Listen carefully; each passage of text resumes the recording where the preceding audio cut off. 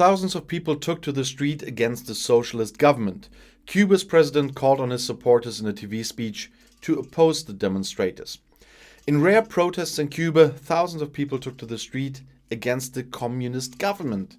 The demonstrations took place spontaneously in different cities on Sunday. "Down with the dictatorship," shouted the people, expressing their displeasure with the current economic crisis and the associated shortage of electricity and food. Hundreds of demonstrators gathered in front of the capital and chanted, "We want freedom." The police used tear gas on the protesters and at least 10 people were arrested. Reporters watched as the forces hit the demonstrators with plastic pipes. In the city of San Antonio de los Baños, around 30 kilometers southwest of Havana, several thousand, mainly young people, gathered for protests. Videos and pictures of protests in other cities appeared on the online networks, although access to the internet was largely cut off on Sunday. Cuba's president Miguel Díaz-Canel meanwhile urged his supporters to stand against the demonstrators.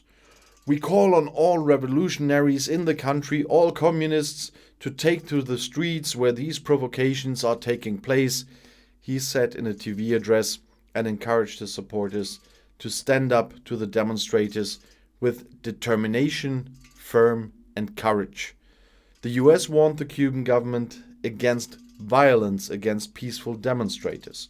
US President Joe Biden's national security advisor Jake Sullivan wrote on Twitter, "The US supports freedom of expression and assembly across Cuba and strongly condemns any violence or attacks on peaceful protesters who exercise their general rights.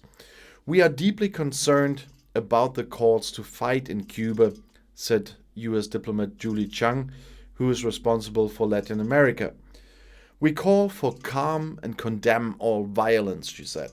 In addition to an economic crisis, Cuba is experiencing the most violent wave of the corona pandemic to date and reported a new high in infections and deaths on Sunday.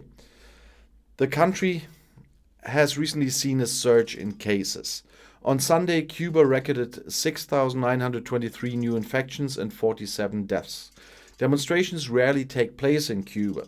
The only gatherings allowed are usually Communist Party events. And I'll see you in my next video. Auf Wiedersehen.